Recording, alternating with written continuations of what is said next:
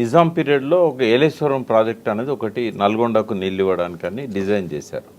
అప్పుడు Indian irrigation commission 1903లో British ప్రభుత్వం నియమించినప్పుడు ఒక 2 జిల్లాలు తెలంగాణలో హైదరాబాద్ స్టేట్, తెలంగాణ ప్రాంతంలోని మహబూబ్నగర్, నల్గొండ, వీటిని కనుక మీరు పట్టించుకోకపోయినట్టయితే ఇది శాశ్వతంగా ఎడారిగా మారిపోతాయని చెప్పి ఆ కమిషన్ రిపోర్ట్లో రాశారు. దాని మీద నిజాం బాగా ఆలోచించి అలీ నవాజ్ జంగ్ అప్పటి చీఫ్ ఇంజనీర్ ఆయనకు అసైన్మెంట్ ఇచ్చి ఈ 2 జిల్లాలకు ఏమైనా ప్రాజెక్ట్స్ రూపకల్పన చేయాలన్నప్పుడు ఒక 3 ప్రాజెక్ట్స్ మహబూబ్నగర్కు, అప్పర్ కృష్ణ, భీమా, తుంగభద్ర 174 టీఎంసీలు అవి రాలేదు. అట్లాగే నల్గొండకేమో ఏలేశ్వరం ప్రాజెక్టు, ఇది 1942-43 నాటికే ప్రాజెక్ట్ రిపోర్ట్ తయారు చేశారు. ఆ ప్రాజెక్ట్ వచ్చి ఉంటే 10 లక్షల ఎకరాలకు నల్గొండ, వరంగల్, ఖమ్మం జిల్లాల్లో నీళ్ళు వచ్చేటి. అయితే ఆ ప్రాజెక్ట్ రిపోర్ట్ చూశాక ఆంధ్ర ప్రాంతం వాళ్ళు మద్రాస్ స్టేట్లో ఉన్నారు. అప్పుడు వాళ్ళు ఏం చేశారంటే, ఎట్లాగో మీరు ప్రాజెక్ట్ కడతామంటున్నారు, మేము కూడా పొత్తు కలుస్తాము, మా గ్రావిటీతో మాకు కూడా కెనాల్స్ వస్తాయి అంత హైట్ నుంచి, కాబట్టి మనం కలిసి కట్టుకుందామని నిజాంను ముందు పోనీయలే. ఒకవేళ పోనిచ్చుంటే తుంగభద్ర ప్రాజెక్ట్ ఎప్పుడైతే అయిందో ఈ ప్రాజెక్ట్ కూడా అప్పుడే అయ్యేది. 2 గుట్టల నడుమ ఏలేశ్వరం అని ఒక ఏరియాలో ఇది కట్టాలని. అయితే కృష్ణానది అక్కడ ఏమైందంటే ఏలేశ్వరం దాటిన తర్వాత హెయిర్ పిన్ బెండ్ అవుతుంది. హెయిర్ పిన్ బెండ్ అయినప్పుడు దాని ఏదైతే డ్యామ్ సైట్ ఉంటుందో అది ఇట్లా మూల తిరిగింది ఇట్లా. అంతకుముందు కడితే ఏమయ్యేదంటే ముంపు ఆంధ్రకు ఉండేది, గుంటూరు జిల్లాకు, వంపు తెలంగాణకు ఉండేది. తెలంగాణకు చాలా ఫ్లో అనేది చాలా, ఇప్పుడు రైట్ కెనాల్ నాగార్జున సార్ నీళ్ళు ఎట్లా పోయేదో అంత ఫ్లో ఉండేది ఇక్కడ ఈ 3 జిల్లాలకు 10 లక్షల ఎకరాలకు. అయితే కేఎల్ రావు ఏం చేశాడంటే, ఏలేశ్వరం దగ్గర డ్యామ్ కట్టినట్టయితే ఆంధ్రకు నీళ్లు రావడం కష్టమవుతుంది, గార్జ్ పోర్షన్ ఉంటుంది, గుట్టలు ఉంటాయి, కాబట్టి కిందికి కట్టినట్టయితే మాకు మీకు ఇద్దరికి కన్వీనియంట్గా ఉంటుందని. అప్పుడు నీళ్ళల్లో పెద్ద ఎక్స్పర్ట్స్ లేరు. ఆయన నవాబ్ అలీ నవాజ్ జంగ్ ఎవరైతే ప్రాజెక్ట్ డిజైన్ చేసిండో ఆయన 1949లో చనిపోయిండు. ఆయన డిజైన్ చేసిన ప్రాజెక్ట్ అది. చనిపోయినాక ఏమైంది, పోలీస్ యాక్షన్ తర్వాత మొత్తం ఆంధ్ర ఇంజనీర్స్ వచ్చేసిండ్రు ఇక్కడికి. ఆంధ్ర ఇంజనీర్స్ వచ్చిన తర్వాత వాళ్ళు ఇంకా దీన్నే ఎంకరేజ్ చేశారు. కేఎల్ రావు ఏదైతే చెప్పాడో, ఆ ముక్త్యాల రాజా అని ఆయన గుర్రం మీద గుర్రబండి కట్టించి కేఎల్ రావుని తీసుకుపోయి ఆ నందికొండ దగ్గర ఇక్కడ స్టోన్ ఉంది, ఇక్కడ కడితే బాగుంటుందని. అప్పుడేమైంది, తెలంగాణ ముంపుకు గురైంది, దేవరకొండ, నల్గొండ ఇవన్నీ ముంపుకు గురైనాయి, వంపేమో ఆంధ్రకైంది. అందుకే ఇవాళ 21,000 క్యూసెక్ల కాల్వనేమో ఆంధ్రకు పోతుంది, హార్డ్లీ 11,000 క్యూసెక్లు ఒక టీఎంసీ కూడా తెలంగాణకు వస్తలేదు. దానికి కూడా ఏం చేస్తారంటే రిజర్వాయర్లకు వెళ్ళి ఒక చిన్న కాలువ తీసి 3 తూములు ఉంటాయి, చిన్న తూములు, అందులోకి వెళ్ళి బయటికి పంపిస్తూ ఉంటారు. దీనివల్ల ఏం జరిగిందంటే హైట్ నుంచి డౌన్కి వచ్చేసరికి ఒక 5-6 లక్షల ఎకరాలకు నీళ్లు రావాల్సింది రాకుండా పోయింది నాగార్జున సార్. ఆయకట్టు ఇప్పుడు కేవలం 5.5 lakhs ఎకర్స్, మ్యాక్సిమం 6 lakhs ఎకర్సే నల్గొండకు ఉంది. ఇంకో 2 లక్షలు చిల్లర, అంటే నల్గొండ ఖమ్మం కూడా కలిపి కూడా మనకు 6 లక్షల ఎకరాలు కూడా రాలేదు.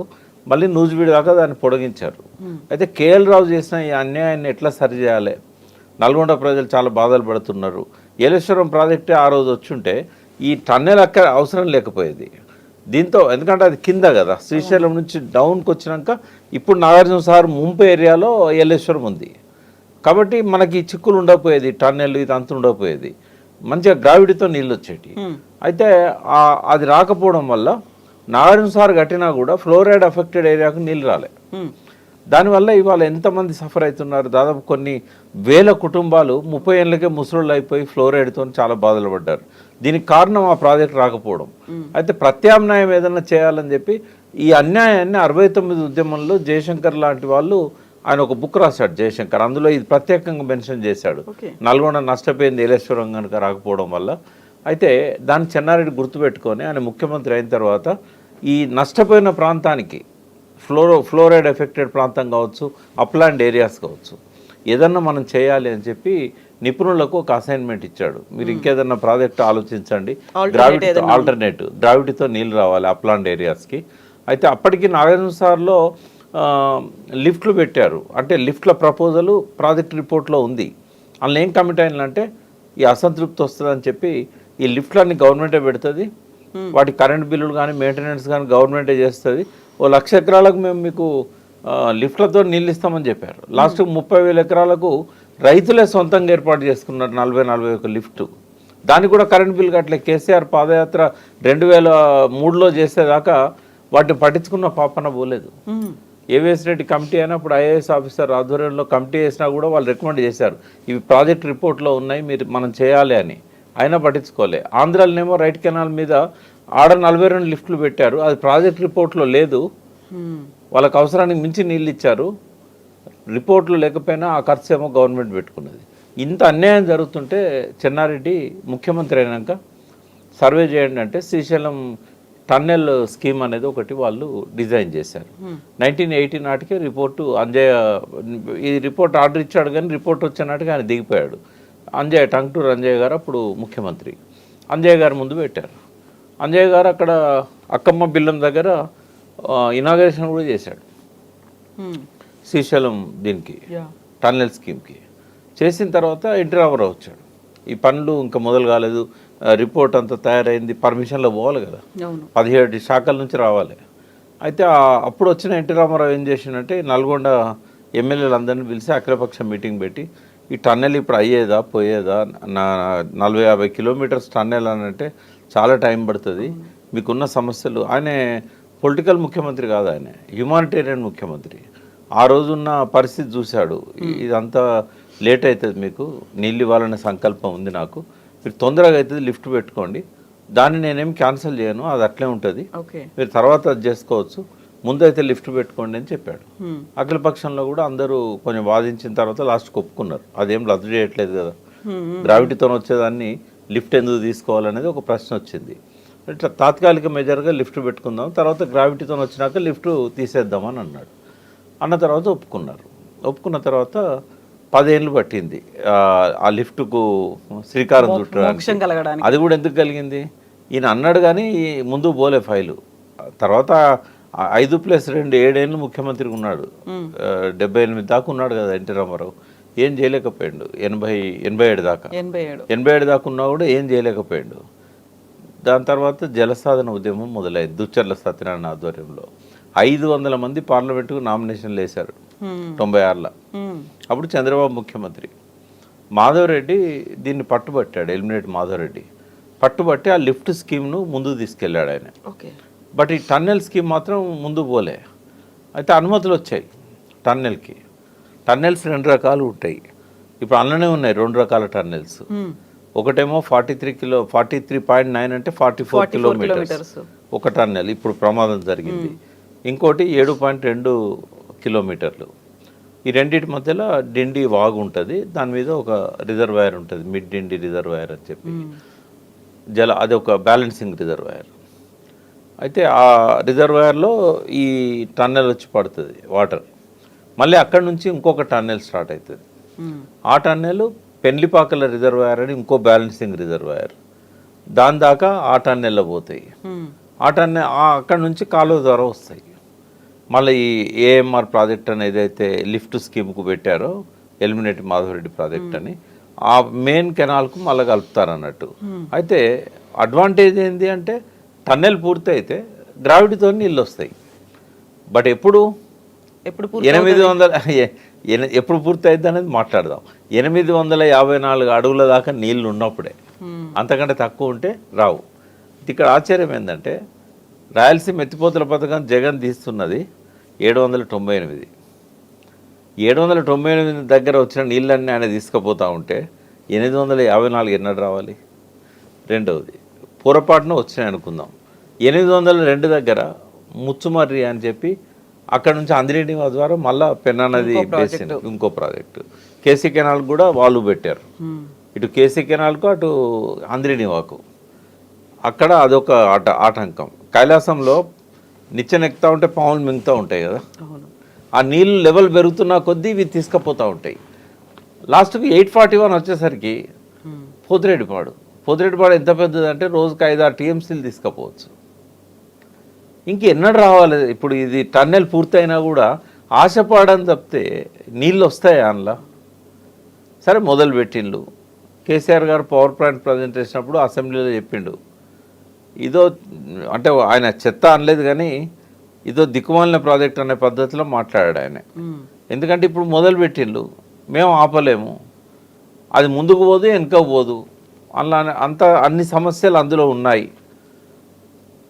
టన్నెలు ఇప్పుడు ఏదైతే 7.2 కిలోమీటర్లది ఎప్పుడో పూర్తి చేశారు. ఎందుకు అంటే అది మాన్యువల్గా చేసుకుంటే వెళ్ళిపోతారు. డ్రిల్ బ్లాస్ట్ ఇంత హెవీ మెషిన్స్ అవసరం లేదు దానికి. ఎందుకు అవసరం లేదంటే అది ప్లేన్ ఏరియాలో ఉంది, రిజర్వ్ టైగర్ రిజర్వ్లో లేదు అది.